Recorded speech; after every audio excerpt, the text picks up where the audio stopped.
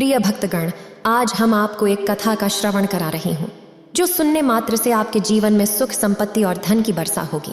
तो चलिए कथा को प्रारंभ करते हैं। माता पार्वती भगवान शिव से पूछती हैं, पृथ्वी लोक पर इंसान को पूर्व जन्म का कर्ज भी चुकना पड़ता है क्या?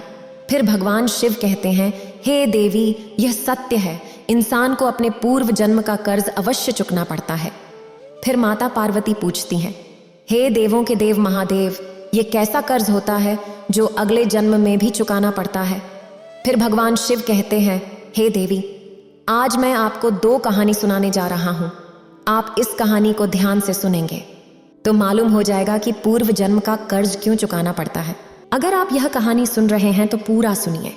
इस कथा को आधा अधूरा छोड़कर जाने की गलती मत करिएगा, क्योंकि इस पवित्र कथा को पूरा सुनने से मनचाहा फल की प्राप्ति होगी। इसलिए इस कथा को पूरा सुने। आप शिव भक्त हैं तो भोलेनाथ का अनादर ना करें। तो चलिए कहानी प्रारंभ करते हैं। बहुत समय पहले की बात है। रामपुर में लाला गोरखनाथ रहते थे। जब वे निर्धन थे तब उन्हें धन की अधिक लालसा नहीं थी, लेकिन जैसे ही उनके पास थोड़े पैसे आए, वे दिन रात उन्हें बढ़ाने की चिंता में डूब गए। धन की तृष्णा ऐसी ईंधन है जो बढ़ते रुपयों के साथ बढ़ती जाती है। लाला गोरखनाथ सोचते थे कि काश कोई ऐसी युक्ति मिल जाए जिससे कुछ ही दिनों में वे लाखों रुपए जमा कर लें। पहले वे रुपए पैसे को हाथ का मैल समझते थे, लेकिन तब वे मूर्ख थे। अब उनकी आंखें खुल गई थीं और वे साधु और महंतों की सेवा में लगे थे। उन्हें बड़ी ही श्रद्धा थी। इसके अलावा लालच की भड़कती हुई ज्वाला ने उनके अन्य सभी गुणों को भी जला दिया था, लेकिन उनका अंतरात्मा हमेशा के लिए नष्ट हो गया था। यह नहीं था कि कभी कभी उनकी पुरानी आदतें उन पर हावी नहीं होती थीं। जिस प्रकार कभी कभार युवा चेहरे में बचपन की झलक दिखाई देती है, लेकिन यह अवस्था भी स्थायी नहीं रहती थी। नए स्वभाव के सामने पुराने विचार ऐसे दब जाते थे जैसे बुढ़ापा युवावस्था को परास्त कर देता है। जब भी लाला गोरखनाथ के द्वार पर कोई साधु महंत आता तो उनका मुख फूलों की तरह खिल उठता था, परंतु आदर सत्कार के समय वह श्रद्धा न रहती थी। एक बार की बात है, संध्या का समय था। लाला गोरखनाथ के द्वार पर एक साधु आकर रुका और बोला, क्यों बेटा, रात काटने के लिए साधु को स्थान मिल जाएगा।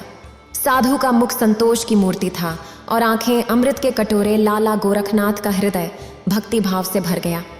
वो झुककर बोले, सिर आंखों पर। फिर साधु ने मुस्कुराकर कहा, बेटा, आजकल के समय में तुम्हारे जैसे भक्त पुरुष कहीं कहीं विरले ही मिलते हैं। संसार से धर्म का भाव ही जैसे उठ गया है। गोरखनाथ का हृदय खिल उठा।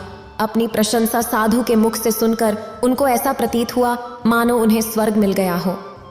होठों पर शब्द आ ही गए थे, लेकिन उन्हें दबा दिया और उन्होंने कहा, महाराज, अगर हम संतों की सेवा नहीं करेंगे तो इस मानव जीवन का क्या लाभ। संत महाराज कमरे में दाखिल हुए। लाला गोरखनाथ ने उनके सत्कार में कोई कमी नहीं छोड़ी। उन्होंने बासमती चावल पकवाए, मीठे दही के बड़े तैयार किए और दाल और सब्जियों में इतना घी डाला कि वह जैसे नदी की धारा में जल बहता है। भले ही लाला गोरखनाथ इतने पौष्टिक आहार देने के पक्ष में नहीं थे, लेकिन इस संत की बातों में कुछ ऐसी शक्ति थी कि उनके वर्षों पुराने विचार चंद पलों में बदल गए। जैसे सूखी धरती पर एक दिन की बारिश से हरियाली छा जाती है। इस भक्तिभाव से संत का दिल खुश हो गया। रात भर बातें होती रहीं, ज्ञान और भक्ति की चर्चाएं चलती रहीं।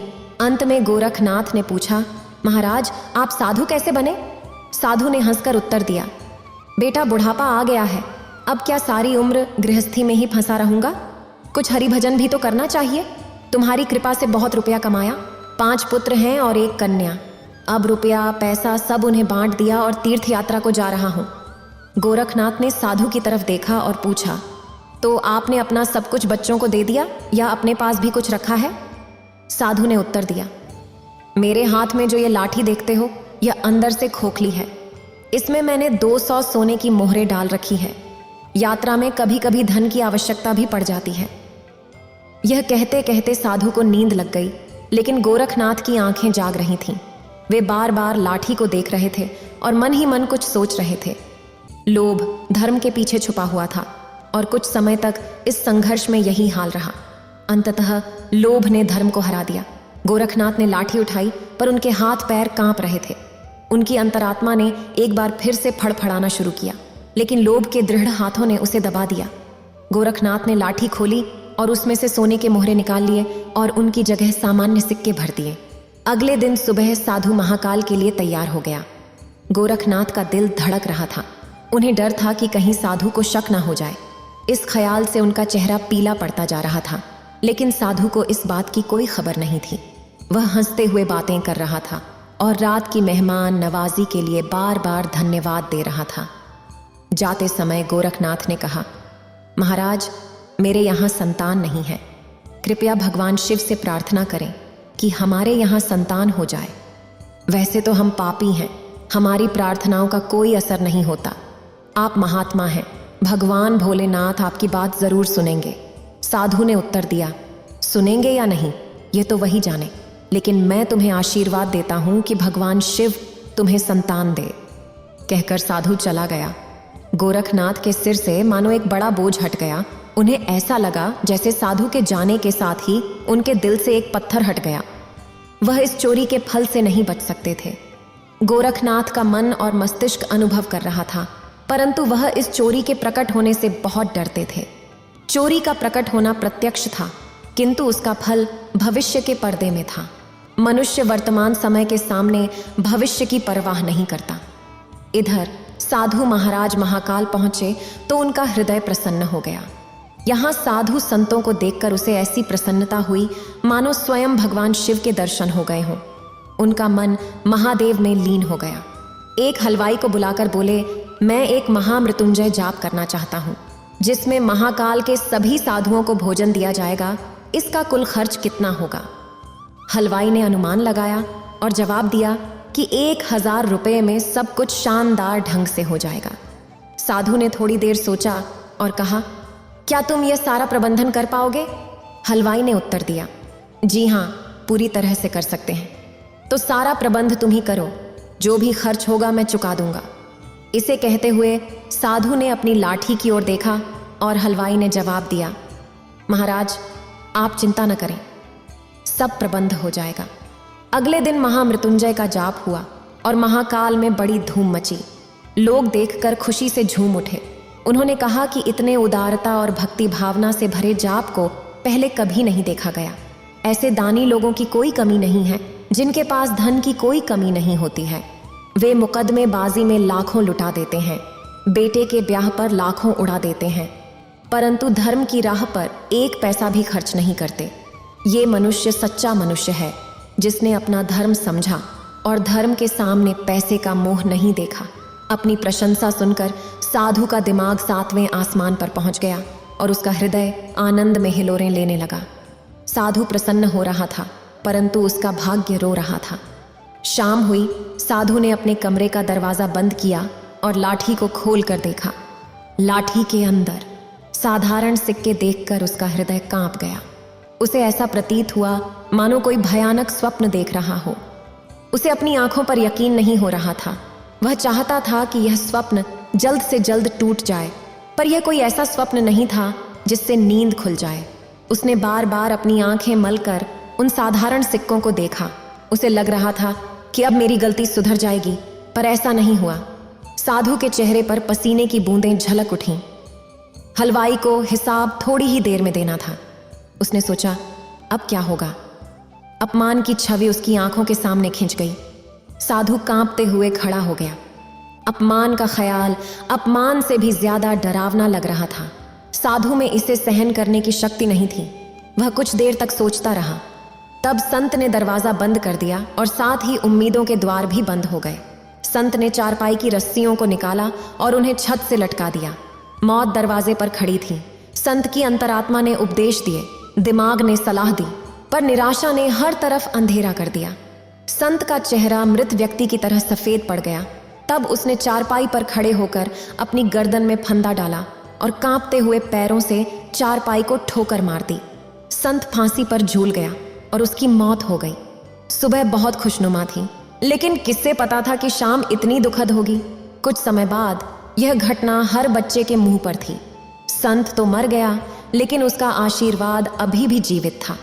1 साल के भीतर ही गोरखनाथ के घर में एक पुत्र का जन्म हुआ। गोरखनाथ ऐसे प्रसन्न थे मानो सारे संसार का धन मिल गया हो। अंधेरे घर में प्रकाश हो गया था। उनके पैर धरती पर ना पड़ते थे। बालक का नाम कर्ण संस्कार बड़ी ही धूमधाम से किया गया। इस उत्सव के अवसर पर एक बड़ा भोज दिया गया। उस दिन गोरखनाथ ने अपनी सारी जिंदगी की कंजूसी निकाल दी और रुपये को पानी की तरह बहाया। बालक का नाम हरिनाथ रखा गया। जैसे जैसे वह आयु में बढ़ता जाता, गोरखनाथ की कामनाएं पल्ला पसारती जाती थीं। हरिनाथ बहुत ही सुशील बालक था। उसकी बुद्धि देखकर आश्चर्य होता था। लोग कहते थे कि यह कुल का नाम बढ़ाएगा। गोरखनाथ ये सुनकर फूले न समाते। उसकी शरारतें और चंचलताओं को देखकर उनका प्यार और भी बढ़ता जाता था। इसी प्रकार 6 वर्ष बीत गए। हरिनाथ स्कूल में पढ़ने गया। वहाँ उसके गुणों का विकास होने लगा। वह हमेशा अपनी कक्षा में अव्वल आया करता था। गोरखनाथ यह देखकर ईश्वर का शुक्रिया अदा करता था, लेकिन कभी कभी जब उन्हें उस साधु के साथ अपने दुर्व्यवहार की याद आती तो उनके दिल में चुभन होती और उनकी आत्मा पर एक अनजाना डर छा जाता था। उन्हें बार बार अपने ऊपर गुस्सा आता था। वे अक्सर मन ही मन दुखी होते रहता कि मेरी बुद्धि पर क्या पर्दा पड़ टिच गया था कि मैंने ऐसी मूर्खता की। लेकिन बीता हुआ समय उनके हाथ में नहीं आ सकता था। उन्होंने सोने की 200 मोहरें को रूमाल में बांधकर एक संदूक में रख दी और निश्चय किया कि वे उस साधु को दे देंगे। उन्होंने साधु की खोज शुरू कर दी। कई लोगों को भेजा गया, लेकिन वे साधु तक नहीं पहुंच सके। इतना समय बीत गया कि गोरखनाथ उस घटना को भूल गए थे, परंतु सोने की मोहरें अभी भी एक रूमाल में लिपटी संदूक में पड़ी थीं। समय गुजरता गया और हरिनाथ अब 20 वर्ष के हो गए थे। वसंत के दिनों में जब खेतों में सरसों खिल रही थीं, गोरखनाथ अपनी पत्नी और बेटे हरिनाथ के साथ महाकाल के लिए निकल पड़े। वहां पहुंचकर वे एक सराय में ठहरे। वहां गोरखनाथ को पता चला कि उनके बेटे हरिनाथ की प्रकृति साधुओं जैसी थी। वह दिन रात साधुओं के डेरे में समय बिताता और जब भी किसी दीन, दुखी या गरीब को देखता उसकी मदद करता। इसे देखकर गोरखनाथ बहुत परेशान होते थे, पर वे कुछ कर नहीं पाते थे। हरिनाथ का मुख देखकर उनका क्रोध तत्काल ही उतर जाता था। वह बहुत सोचते थे, परंतु हरिनाथ के इस स्वभाव का कारण उन्हें समझ में नहीं आता था। एक बार सायंकाल की बात है, हरिनाथ महाकाल में ही अपने डेरे की तरफ लौट रहा था कि रास्ते में एक बूढ़ा आदमी उसे रोता हुआ मिला। हरिनाथ ने आश्चर्य से पूछा, क्यों भाई, रोते क्यों हो? क्या कहूं कहते हुए लज्जा आती है। फिर भी बताओ तो मैं गंगा जी में डूबकर अपना जीवन खत्म करने जा रहा हूं, क्योंकि मुझे व्यापार में घाटा हुआ है और मेरे सिर पर बहुत सा कर्ज है। व्यापार में नुकसान हुआ है और कर्ज भी है, पर यह तो छोटी सी बात है। उस बूढ़े व्यक्ति ने अजीबोगरीब नजरों से हरिनाथ की ओर देखते हुए कहा, मुझे अपना कर्ज चुकाना है, नहीं तो मेरे पास आत्महत्या करने के अलावा कोई विकल्प नहीं बचेगा। हरिनाथ कुछ देर तक चुप रहे। यह मौन उस दुर्भाग्यशाली बूढ़े व्यक्ति के लिए एक उम्मीद बन गया। उनके आंसू थम गए। फिर हरिनाथ ने पूछा कि कितने पैसों की जरूरत है तुम्हें? जब इंसान निराश होता है तब उसे हर कदम पर उम्मीद नजर आती है। बूढ़े व्यक्ति ने हिसाब लगाकर जवाब दिया कि मेरे सिर पर लगभग 2000 का कर्ज है। हरिनाथ फिर से कुछ देर के लिए चुप रहे। फिर उन्होंने कहा, चिंता मत करो, इंतजाम हो जाएगा। बूढ़े आदमी ने पूछा, तो कब तक? आज ही रात तक कर दूंगा। तुम मुझे कहाँ पर मिलोगे? बूढ़े ने कहा, चौक पर जो हलवाई की बड़ी दुकान है वह मेरी ही दुकान है, मैं तुम्हें वहीं पर मिलूंगा। हरिनाथ भागता हुआ वापस सराय में पहुंचा। उस समय उसके हृदय में हलचल सी मची हुई थी। उसका चित्र व्याकुल था। वह चाहता था कि जितनी जल्दी हो सके हलवाई का संकट दूर कर दें। उसे किसी दिव्य शक्ति ने विश्वास दिला दिया था कि इस हलवाई की सहायता करना मेरा धर्म है। वह एक विशेष भावुकता के साथ डेरे पर पहुंचा। माता और पिता दोनों कहीं बाहर गए हुए थे। हरिनाथ का रास्ता साफ हो गया। उसने नौकरों से चाबियां ली और कमरे के अंदर गया, परंतु संदूक में ताला लगा हुआ था। हरिनाथ पर भूत सवार था। उन्होंने एक पत्थर उठाया और ताले को तोड़ दिया, फिर संदूक को खंगालना शुरू कर दिया। निराशा ने अपनी जगह बना ली, लेकिन आशा ने बंधन बांध दिए। अचानक आशा की चमक नजर आई। हरिनाथ के हाथ में एक रूमाल आ गया। उन्होंने उसे कांपते हाथों से खोला और उनका दिल कमल की तरह खिल उठा। उस रूमाल में सोने की मुद्राएं थीं। ये वही सोने की मुद्राएं थीं जिन्हें गोरखनाथ ने कभी एक साधु से चुराया था। मुद्राओं की गिनती की तो वे पूरी 200 निकलीं। हरिनाथ का दिल प्रसन्नता से भर गया।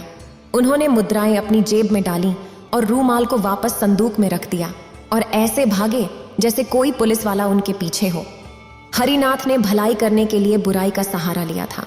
अपने काम को पूरा करने के बाद वह वापस अपने ठिकाने पर पहुंचे। रात का समय था और वह अभी बैठे ही थे कि उनके पेट में दर्द शुरू हो गया। हरिनाथ एक साहसी युवक था और बड़े से बड़े कष्ट में भी कभी हिम्मत नहीं हारता था, लेकिन यह दर्द इतना विचित्र था कि उनकी चीखें निकल गईं। गोरखनाथ ने भी जब देखा तो उन्हें लगा जैसे कोई आपदा आने वाली है। वे डॉक्टर के पास भागे, पर वापस आने से पहले ही हरिनाथ ने प्राण त्याग दिए। जब गोरखनाथ ने यह सुना तो वे गिर पड़े और कई दिनों तक बीमार रहे, परंतु हरिनाथ के साथ क्या हुआ था यह आज तक उन्हें समझ नहीं आया। एक दिन उन्होंने संदूक में हाथ डाला तो उन्हें मोहरों वाला रूमाल नहीं मिला। तभी उन्हें कई वर्षों पुरानी एक घटना याद आई, लेकिन उन मोहरों के खो जाने और हरिनाथ की मृत्यु के बीच का संबंध उन्हें कभी समझ नहीं आया। फिर भगवान शिव कहते हैं, हे देवी, कहानी सुनने वालों ने शायद समझ लिया होगा कि इन दोनों घटनाओं में क्या संबंध था। वास्तव में वह साधु जिसकी मोहरें गोरखनाथ ने चुराई थीं, उसने गोरखनाथ के बेटे हरिनाथ के रूप में पुनर्जन्म लिया था। उसी ने उन्हीं सोने की मोहरों को लाला गोरखनाथ से चुराकर उस बूढ़े हलवाई को दे दिया जो पहले साधु के लिए भंडारे का प्रबंध किया था। इस प्रकार उसने अपने पूर्व जन्म का कर्ज चुका दिया। जैसे ही उसने अपना आरण चुकाया, हरिनाथ के प्राण निकल गए। साधु ने उस हलवाई को अपना पूर्व जन्म का आरण चुका दिया और लाला गोरखनाथ के लिए उनका यही कर्म उनकी सजा थी, जिसके चलते वह अपने युवा बेटे की मौत के दुख में जीवन भर रोते रहा। फिर भगवान शिव कहते हैं, हे देवी, एक और कथा सुनने जा रहा हूं, इसे भी ध्यान से सुने। लाला दयाल गांव के महाजन थे और कई लोगों को ब्याज पर पैसे उधार देते थे। वह मुख्य रूप से कचहरी में मुंशी के रूप में काम करते थे और अपनी बचत को 20 रुपए प्रति सैकड़ा की दर से वार्षिक ब्याज पर उधार दे देते थे। वे ज्यादातर गरीब लोगों को ही पैसे देते थे और अमीर लोगों से बचते थे, उन्हें अपने यहाँ आने नहीं देते थे। उनका मानना था कि अमीर लोगों को पैसे देना बेकार है, क्योंकि जब उन्हें पैसे चाहिए होते हैं तो उनके पास बहुत संपत्ति होती है, लेकिन पैसे मिलते ही उनकी सारी संपत्ति अदृश्य हो जाती है। कानूनी कार्रवाई का प्रभाव भी बहुत कम होता है जब गरीब व्यक्ति सारी राशि ब्याज समेत चुका देता है। एक दिन लाला दयाल कचहरी से घर लौटते समय उन्होंने एक अजीब घटना देखी। एक व्यक्ति अपनी गाय बेच रहा था और उसे कई लोगों ने घेर रखा था। कुछ लोग उसे पैसे दे रहे थे तो कुछ उसके हाथ से गाय की रस्सी खींचने का प्रयास कर रहे थे, परंतु वह गरीब व्यक्ति हर बार खरीदारों का मुंह देखकर कुछ सोचता और फिर रस्सी को और भी दृढ़ता से पकड़ लेता। गाय बहुत ही मनोहर थी, उसकी छोटी सी थी और दूध से भरी थी। वह व्यक्ति बहुत ही दुखी मालूम होता था। वह बड़े ही करुण नेत्रों से गऊ को देखता और दिल महसूस कर रह जाता। दयाल गौ को देखकर रींझ गए। पूछा, क्यों जी, यह गऊ बेचते हो? क्या नाम है तुम्हारा? वह व्यक्ति दयाल को देखा तो प्रसन्न मुख होकर उनके समीप जाकर बोला, हाँ हुजूर, बेचता हूँ। कहाँ से लाए हो? तुम्हारा नाम क्या है? नाम तो वेद प्रकाश है, कचौली में रहता हूँ। ये गाय दूध देती है। हाँ हुजूर, एक बेला में 4 शेर दोह लीजिए। इतनी सीधी है कि बच्चा भी दूध निकाल ले। बच्चे पैर के पास खेलते रहते हैं, पर क्या मजाल की सिर भी हिला दे। कोई तुम्हें यहाँ पर पहचानता है? सेठ साहब को शक हुआ कि कहीं चोरी का माल ना हो। नहीं हुजूर, गरीब आदमी हूँ, मेरी किसी से जान पहचान नहीं है। क्या दाम मांगते हो? वेद प्रकाश ने 100 रुपये बतलाए। सेठ साहब को 80 रुपये में वो माल झंझा। कुछ देर तक दोनों ओर से मोल भाव होता रहा। वेद प्रकाश को रुपयों की गरज थी और सेठ को गौ की चाह थी। सौदा पटने में कोई कठिनाई ना हुई। 90 रुपये पर सौदा तय हो गया। वेद प्रकाश ने सौदा तो किया था, पर वह अभी भी मोह के बंधन में था। वह कुछ समय तक सोचता रहा, फिर धीरे धीरे दयाल के पीछे पीछे चलने लगा। इसी दौरान एक व्यक्ति ने पास आकर कहा, अबे, हम 91 रुपये देंगे, हमारे साथ चलो। वेद प्रकाश ने जवाब दिया, क्या जबरदस्ती है? दूसरा व्यक्ति बोला, हमसे 92 रुपये ले लो, अब तो खुश हो जाओ। और उसने गाय को पकड़ने की कोशिश की, पर वेद प्रकाश ने मना कर दिया। अंत में वे सभी निराश होकर चले गए। जब वेद प्रकाश थोड़ा आगे बढ़ा तो दयाल से कहा, हुजूर, आप अच्छे इंसान लगते हैं, आप इसे पालेंगे और इसकी सेवा करेंगे। ये सब तो कसाई थे, मैं इन्हें 100 रुपये में भी मेरी गाय नहीं बेचता। आप समय पर आ गए, नहीं तो ये सब जबरदस्ती से गाय को ले जाते। मैं बड़ी मुसीबत में हूँ साहब, तब जाकर यह गाय बेचने आया हूँ, नहीं तो इस घर की लक्ष्मी को कभी ना बेचता। मैंने इसे अपने हाथों से पाला है, कसाईयों के हाथ में कैसे दे सकता हूँ। सरकार, इसे जितनी खली देंगे उतना ही दूध देगी। भैंस का दूध भी इतना मीठा और गाढ़ा नहीं होता। हुजूर, आपसे एक और प्रार्थना है, अपने चरवाहे को डांट दीजिएगा कि इसे मारे पीटे नहीं। दयाल ने चकित होकर वेद प्रकाश की ओर देखा और सोचने लगे, हे भोलेनाथ, इस श्रेणी के मनुष्य भी इतना सजन और इतनी दया भाव वाला होता है। यहाँ तो बड़े बड़े महात्मा कसाईयों के हाथ में अपनी गाय बेच देते हैं, पर 1 पैसे का भी घाटा नहीं उठाना चाहते। और एक ये गरीब है जो 10 रुपये का घाटा उठाकर भी इस गांव को मेरे हाथ में बेच रहा है। इस बात की चिंता थी कि कहीं वह किसी कसाई के हाथ में न पड़ जाए। गरीब लोगों में भी समझदारी हो सकती है। उन्होंने घर जाकर वेद प्रकाश को पैसे दिए। वेद प्रकाश ने रुपये को गांठ में बांधा, अपनी गाय को प्रेम से देखा और दयाल को प्रणाम करके चला गया। वेद प्रकाश एक गरीब किसान था और गरीबों के कई दुश्मन होते हैं। उसके गांव के जमींदार ने लगान बढ़ा दिया था। जब वेद प्रकाश लगान नहीं भर पाया और उसे रुपयों की जरूरत पड़ी तो उसने अपनी गाय को बेचने का निर्णय लिया। उसके पास बैलों के अलावा कोई और संपत्ति नहीं थी। वह इस गाय को अपनी जान से भी ज्यादा प्यार करता था, पर रुपयों की जरूरत ने उसे मजबूर कर दिया। उसे मजबूरी में गाय बेचनी पड़ी। कचौली में कई घर थे और अब कई सालों बाद महाकाल जाने का रास्ता खुला था। गांव के कितने ही स्त्री पुरुष महाकाल दर्शन करने चल पड़े। वेद प्रकाश की बूढ़ी माता भी महाकाल के लिए तैयार हुई। वेद प्रकाश से बोली, बेटा, इतना करो, बस मेरे दिल में यही एक अरमान बाकी है कि महाकाल में बाबा भोलेनाथ का दर्शन करूं और उसके बाद दुनिया से जाऊं। भोलेनाथ तुमको इस नेकी का फल देंगे। मुझे एक बार महाकाल का यात्रा करवा दो। मातृभक्ति ग्रामीणों का विशिष्ट गुण है। वेद प्रकाश के पास इतने रुपए कहाँ थे कि महाकाल के लिए काफी होते, पर माता की आज्ञा को कैसे टालता। सोचने लगा, किसी से उधार ले लूं, कुछ अब की दे दूंगा, कुछ अगले साल चुका दूंगा, मगर उधार किससे लूं? कम से कम 500 तो चाहिए ही, तभी काम चलेगा। किसी महाजन से जान पहचान भी तो नहीं है। यहाँ जो 1-2 बनिए लेन देन करते हैं वे असामियों की गर्दन तक रेत देते हैं। चलूं लाला दयाल के पास, इन सब से तो वही अच्छे हैं। मैंने सुना है कि ये लोगों से वादे के बदले में पैसे देते हैं और एक बार जो पकड़ लिया तो छोड़ते नहीं हैं। हाँ, ये जरूर है कि ये लोग अपने कर्जदारों के साथ धोखाधड़ी नहीं करते और सब कुछ स्पष्ट रखते हैं। कई दिनों तक वह सोचता रहा कि उनके पास जाऊं या नहीं। अगर पैसे समय पर न पहुंचे तो ये लोग बिना शिकायत किए घर बार नहीं छोड़ेंगे, सब कुछ नीलाम कर देंगे। लेकिन जब कोई चारा नहीं बचा तो वह हार कर दयाल के पास गया और पैसे उधार मांगे। दयाल ने कहा, तुम्ही ने तो मेरे हाथ में वह गाय बेची थी। हाँ सरकार, मैं तो पैसे दे दूंगा, लेकिन मैं पैसे वादे पर लेता हूँ। अगर वादा ना पूरा किया तो फिर तुम्हारी जान पे बनाएगी। फिर मैं जरा भी रियायत नहीं करूंगा। बताओ कब लौटाओगे? वेद प्रकाश ने मन में हिसाब लगाकर कहा, सरकार 2 साल का समय रख लो। अगर 2 साल में नहीं लौटाया तो ब्याज 20 रुपये प्रति 100 हो जाएगा। जो चाहे करो। वेद प्रकाश को 500 में से 450 मिले। कुछ खर्चा कट गया, कुछ नजराना चला गया, कुछ ब्याज में गया। घर आकर उसने थोड़ा गुड़ बेचा और अपनी पत्नी को समझाकर माता के साथ महाकाल को चल दिया। साल गुजर जाने पर लाला दयाल ने तकाजा किया। एक आदमी वेद प्रकाश के घर भेजकर उसे बुलाया और कठोर स्वर में बोले, क्या अभी 2 साल पूरे नहीं हुए?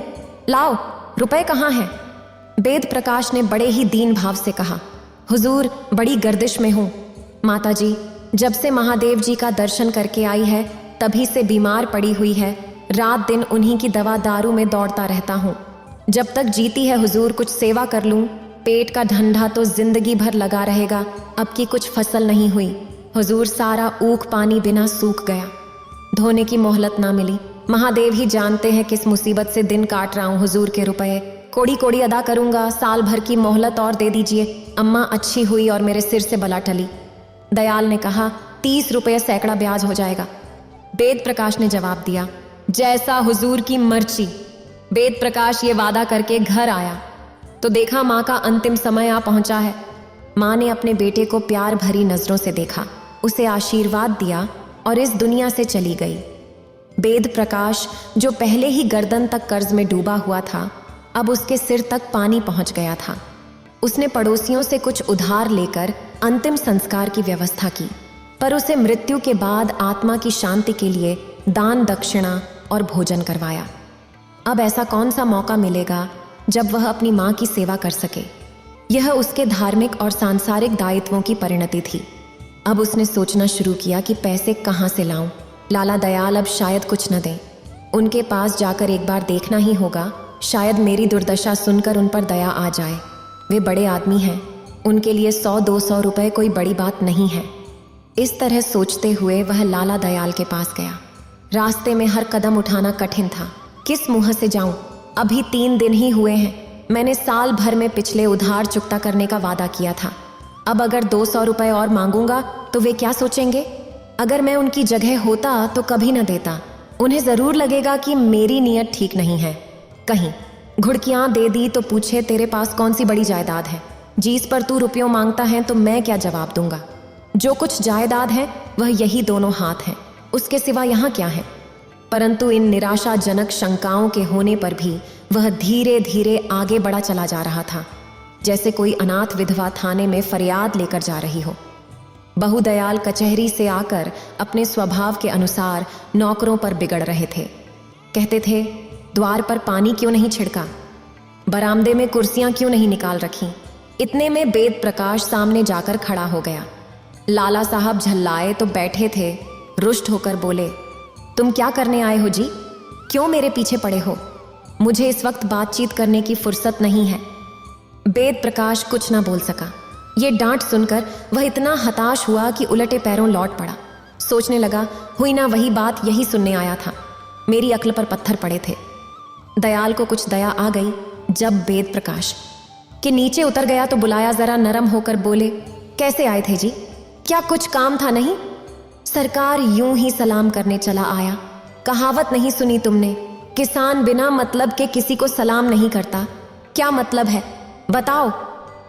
वेद प्रकाश फूट फूट कर रोने लगा।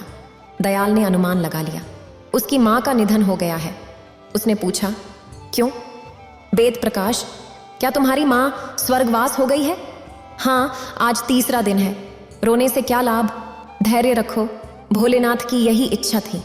ऐसी मृत्यु पर शोक नहीं करना चाहिए। आपके हाथों से उन्हें आग मिल गई, अब और क्या चाहिए? मैं कुछ कहने आया हूं, लेकिन हिम्मत नहीं हो रही। पहले से ही बहुत कुछ बाकी है, अब और किस मुंह से मांगूं? पर भगवान शिव जानते हैं कि कहीं से 1 पैसा भी नहीं आ रहा। मुझे ऐसा काम करना पड़ा है कि अगर नहीं करूं तो जीवन भर पछताऊंगा। मैं आपसे कुछ कह नहीं सकता, आगे आप मालिक हैं। ये समझकर दे दीजिए कि कुएं में डाल रहा हूं। अगर जीवित रहा तो हर कौड़ी सूद समेत चुका दूंगा, पर इस वक्त मना मत कीजिए। सेठ साहब ने कहा, 500 रुपये तो हो ही गए हैं, 200 और मांगते हो? 2 साल में कुल 1000 हो जाएंगे, इसकी खबर है।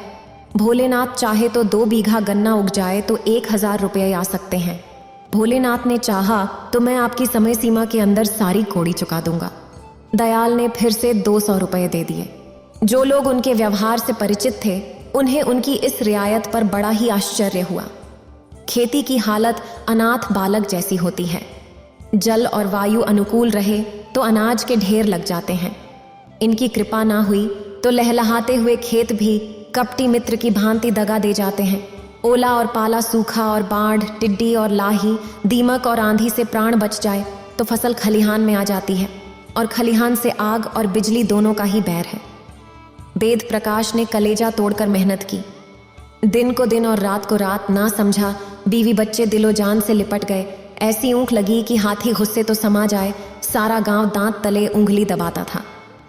लोग वेद प्रकाश से कहते, यार अब की बार तुम्हारे पौ बारे हैं, इस बार तो सारे कर्जे हट जाएंगे, अब की बार बेड़ा पार हो जाएगा। वेद प्रकाश सोचा करता कि अब की ज्यों ही गुड़ का रुपया हाथ में आएगा, सबके सब ले जाकर लाला साहब के कदमों में रख दूंगा। यदि वह स्वयं उसमें से 2-4 रुपये निकाल कर देगा तो मैं ले लूंगा, नहीं तो इस साल भी चुनी छोकर खाकर गुजारा कर लूंगा।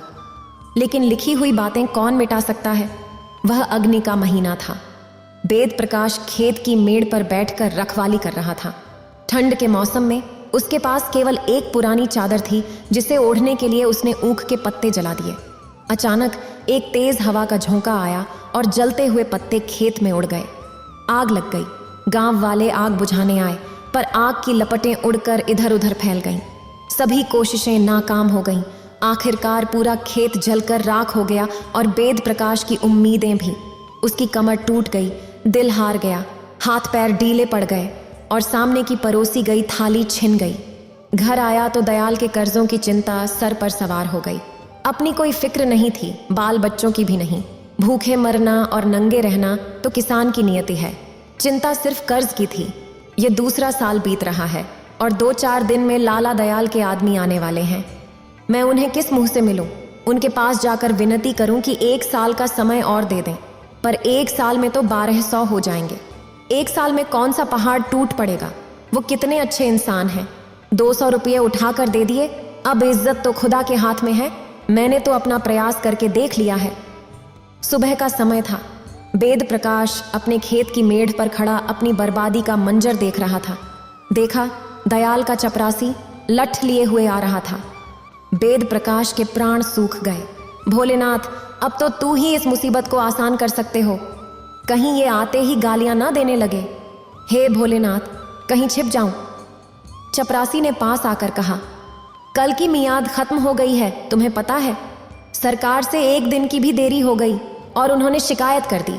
अब भारी जुर्माना लगेगा। वेद प्रकाश कांप उठा, बोला, यहां का हाल तो देख ही रहे हो ना। चपरासी ने कहा, हाल सुनने का यहां कोई काम नहीं है। ये बहाने किसी और को दो। 1000 रुपये निकालो और मेरे साथ चलो। वेद प्रकाश ने कहा, सारी ऊँग जल गई है। बाबा भोलेनाथ जानते हैं मैंने अब तक कोई बेईमानी नहीं की। मैं ये कुछ नहीं जानता। तुम्हारी फसल का ठेका मैंने नहीं लिया। चलो, सरकार बुला रहे हैं। यह कहते हुए चपरासी ने उसका हाथ थाम लिया और उसे खींचते हुए ले जाने लगा। उसे घर में जाकर पगड़ी बांधने का भी अवसर नहीं दिया गया। 5 कोस की दूरी तय कर चुके थे और वेद प्रकाश ने सिर उठाकर फिर से देखा। वह बस बार बार हे महादेव पुकार रहा था, क्योंकि अब उसे इसी नाम पर विश्वास था और यही उसकी हिम्मत को कायम रखे हुए था। अन्यथा वह शायद कहीं गिर कर मर जाता। दयाल अपने दरवाजे पर टहल रहे थे। वेद प्रकाश वहां पहुंचा और उनके चरणों में गिर पड़ा और बोला, हुजूर, बड़ी मुसीबत में हूं। भगवान शिव जानते हैं मैं बर्बाद हो चुका हूं।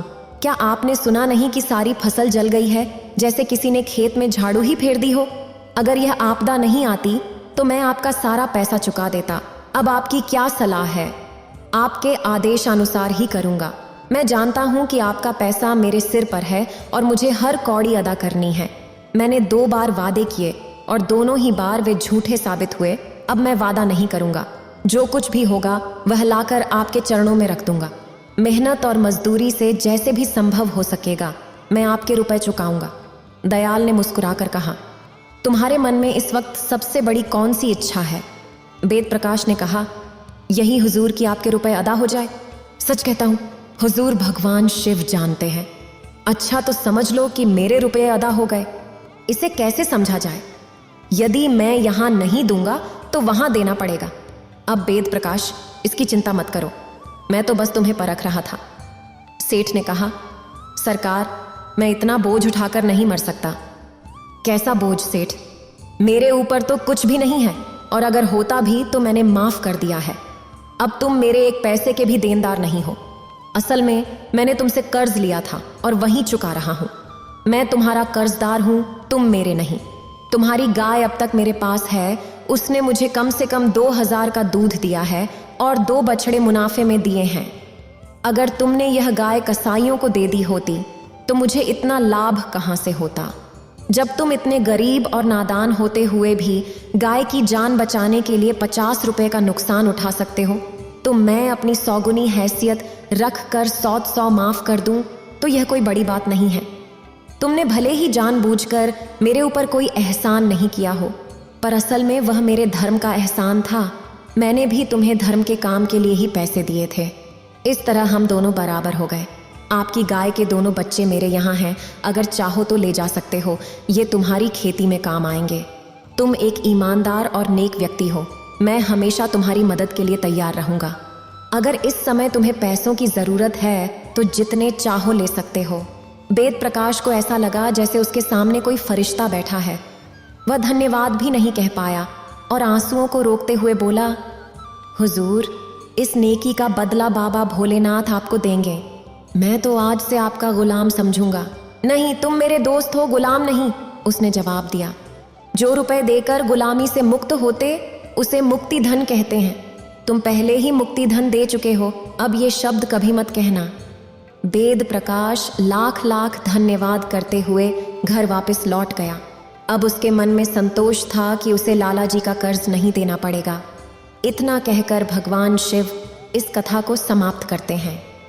इस वीडियो को बोलते समय कोई त्रुटि हो तो मैं क्षमा चाहती हूँ। उम्मीद है आप सभी को ये वीडियो अच्छी लगी होगी।